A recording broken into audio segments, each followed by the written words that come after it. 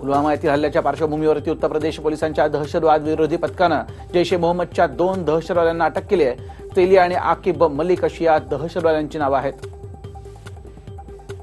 जम्मू काश्मीरमधील बारामुल्ला जिल्ह्यात सुरक्षा रक्षक आणि काश्मीरी तरुणांमध्ये धुमश्चक्री झाली।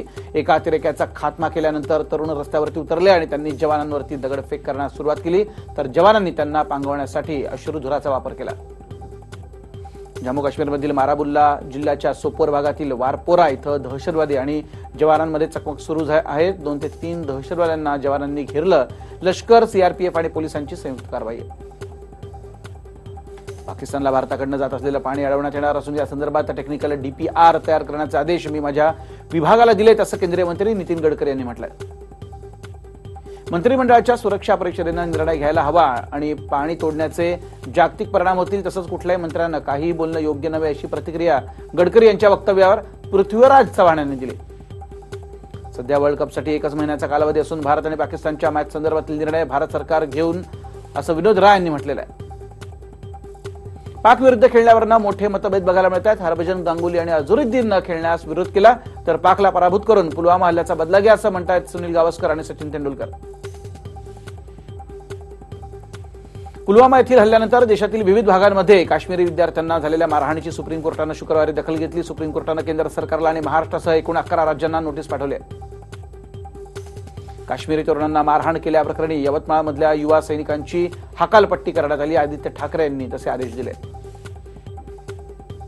मुंबईवरती दहशतवादी हल्ला होऊ शकतो म्हणून हाय अलर्ट जारी आहे। दहशतवादी समुद्रामार्गे येऊ किंवा वेगवेगळ्या ठिकाणी बॉम्बस्फोट देखील घडवू शकतात।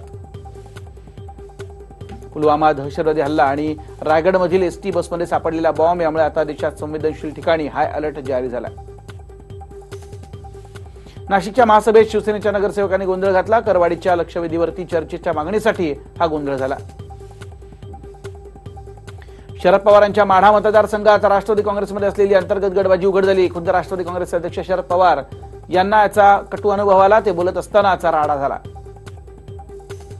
बारामतीतील नीरा नदीच्या प्रदूषणाबाबत सांगवी ग्रामस्थांनी शरद पवारांची गाडी थांबवून व्यथा मांडली, ज्या माध्यमातून पाणी प्रदूषित होतंय, चिंता व्यक्त केली। युवासेना अध्यक्ष आदित्य ठाकरे यांनी निवडणूक लढवावी ही युवासेनेचीच नाही तर शिवसैनिकांची इच्छा आहे। आदित्य ठाकरे यांनी निवडणूक लढवून शिवसेनेच्या उमेदवाराचं मनोबल वाढवावं अशी मागणी होती। आदित्य ठाकरे यांनी आधीच सांगितलंय की मागच्या दरवाजाने जाणार नाही। जर आदित्य ठाकरे लढले तर आमदारांमध्ये जोश निर्माण होईल, तसंच आदित्य ठाकरे विधानसभा लढायला जास्त तयार होतील अशी शक्यता विवेक भावसार यांनी व्यक्त केली। मुंबईच्या बांद्रा शासकीय वसाहतीतील महिला या लोकसभा आणि विधानसभा निवडणुकीवरती बहिष्कार टाकणार आहेत। या वसाहतीतील घरांचा प्रश्न प्रलंबित असल्यानं हा बहिष्कार आहे। प्रशासनावरती 305 कोटींच्या भ्रष्टाचाराचा आरोप केल्याप्रकरणी अकोल्याचे शिवसेना नगरसेवक राजेश मिश्रा आणि गजानन चव्हाण यांना सभागृहातून निलंबित केलं गेलं। परळीमध्ये गोपीनाथ मुंडे प्रतिष्ठानं आयोजित भव्य सामूहिक विवाह सोहळा पार पडला। या कार्यक्रमाला मुख्यमंत्री फडणवीस, पंकजा मुंडे, प्रीतम मुंडे, अक्षय कुमार यांनी हजेरी लावली।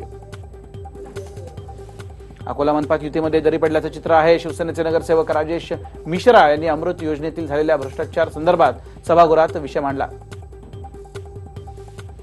भाजपचे प्रदेशाध्यक्ष रावसाहेब दानवे यांनी नुकतंच राजूर महागणपतीचं दर्शन घेतलं। यावेळी दानवे यांनी लोकसभेवरती निवडून जाण्यासाठी राजुरेश्वराला साकडं घातलं। काँग्रेस अध्यक्ष राहुल गांधी 1 मार्चला मुंबई दौऱ्यावरती असून मी येतोय आपल्याशी संवाद साधायला अशी पोस्टरबाजी काँग्रेसनं सुरू केली। येत्या 1 मार्चला काँग्रेस अध्यक्ष राहुल गांधी मुंबईत तर एमएमआरडीच्या मैदानावरती त्यांची सभा होईल। यासाठी अशोक चव्हाण आणि संजय निरुपम यांनी एमएमआरडीची पाहणी केली। भंडाऱ्यात भाजपचे माजी नगरसेवक अरुण भेदेंनी पालकमंत्री चंद्रशेखर बावनकुळे यांच्या समोर अंगावरती रॉकेल ओतून घेऊन स्वतःला जाळण्याचा प्रयत्न केला। मनमाडमध्ये अनिल कातकडे या शेतकऱ्यांना आत्महत्या केली होती। जमिनीच्या व्यवहारातून मिळालेल्या रकमेतनं वीज कंपनीचे अधिकारी आणि इतर 2 जण वाटा मागत असल्यानं शेतकऱ्यांना आत्महत्या केल्याचं उघड झालं। आता कारवाई झाली। विजेच्या तारेचं घर्षण होऊन 3 एकरातील गहू जळून खाक झाला। वाशिमच्या सावरगाव बर्डे इथं घटना घडली। सांगलीतील केरळे मळा भागात गेल्या 8 दिवसांपासून पाणी नाहीये, तसंच साफसफाई नसल्यानं स्वच्छतेचा बोजवारा उडालाय।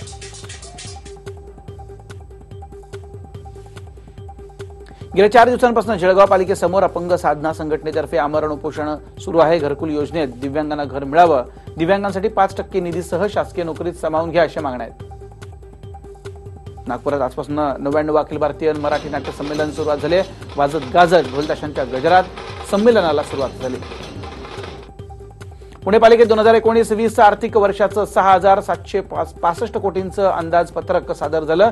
या अर्थसंकल्पात मेट्रो प्रकल्प, पीएमपीएमएलचं सक्षमीकरण, स्मार्ट प्रकल्पासह अनेक कामं आहेत.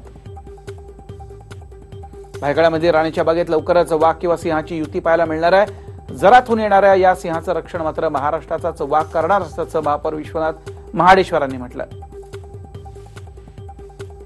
सांताक्रूज बस डेपोप्रमाणे इतर डेपोजचं ऑडिट करण्याचे आदेश बेस्ट समिती अध्यक्ष आशिष चिंबुरकर यांनी दिले. गेल्या 26 फेब्रुवारीला आझाद मैदानावरती पुन्हा आंदोलनाला बसण्याचा निर्णय मराठा मोर्चानं घेतलाय. मिळालेलं आरक्षण न्यायालयात गेलं, मात्र सरकार बाजू मांडण्यात अपयशी ठरल्याचा आरोप आहे. औरंगाबादेत एका महिलेला विवस्त्र करून मारहाण झाली. जमिनीच्या वादातनं तिच्याच कुटुंबातील सदस्यांनी ही मारहाण केलेली अतिशय निंदनीय आणि घृणास्पद हा प्रकार. सिल्लोड ग्रामीण पोलिसात तक्रार दाखल. आपली लहान मुलगी सुरक्षित राहावी म्हणून मुंबईतील सायन भागात फुटपाथवरती राहणाऱ्या आईनं तिच्याच मुलीला साखळ दंडात बांधून ठेवलंय. दादरच्या केळकर रोडवरती पुस्तकाची डिलिव्हरी द्यायला आलेल्या तरुणानं 2 महिलांवरती बॉलपेननं हल्ला केला. अहमदनगरमध्ये मोकाट कुत्र्याच्या हल्ल्यामुळे 2.5 वर्षांच्या मुलाचा मृत्यू झाला. आयुष्य प्रजापती असं मृताचं नाव आहे. मुलाला कुत्र्यानं 4 ते 5 ठिकाणी चावा घेतला.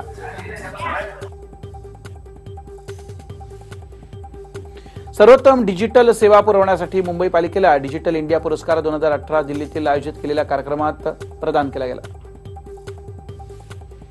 मुंबईतील सेंट झेवियर्स महाविद्यालयात एरो टू ॲटम नावाचं प्रदर्शन भरवण्यात आलं होतं. या प्रदर्शनामध्ये इतिहास आणि विज्ञान याची सांगड घातलेली बघायला मिळाली. पहिल्या आणि दुसऱ्या महायुद्धाच्या काळात एकीकडे युद्धजन्य परिस्थिती तर दुसरीकडे विज्ञानाची प्रगती कशी होत होती हे या प्रदर्शनात मांडलेलं बघायला मिळालं. गुप्त संदेश पाठवण्यासाठी वापरण्यात आलेलं तंत्रज्ञान इथं बघायला मिळतं. मध्यरात्री मध्य रेल्वेच्या कोपर स्थानकावरती एका मोठा ट्रेनचा अपघात होता टळला. बिकानेर यशवंतपूर ट्रेनच्या लोको पायलटला गाडी चालवताना सिग्नलमध्ये काहीतरी वेगळं आढळलं. नंतर कळलं की त्याच्यावरती एक कार्डबोर्ड आला होता. नाशिकमधील निफाडच्या करंजी खुर्द गावातील खैरे पार्क जवळ तब्बल 5 ते 6 बिबट्यांचा मुक्त संचार दिसलाय. त्यामुळे एकच दहशतीचं वातावरण आहे. आयसीआयसीआय बँकेच्या माजी संचालिका चंदा कोचर यांना भारत सोडून जाता येणार नाही अशी नोटीसच सीबीआयनं आता बजावली. आसाममधील गोलाघाट जिल्ह्यात विषारी दारू प्यायल्यानं 17 जणांचा मृत्यू झाल्याची दुर्दैवी घटना घडली. गुरुवारी दारू प्यायल्यानंतर काही जण आजारी पडले होते. पुलवामा दहशतवादी हल्ल्यानंतर एक व्हिडिओ सध्या सोशल मीडियावरती व्हायरल झाला. या व्हिडिओत दहशतवाद्यांचा समूह सेल्फी घेत असताना अचानक स्फोट होतो.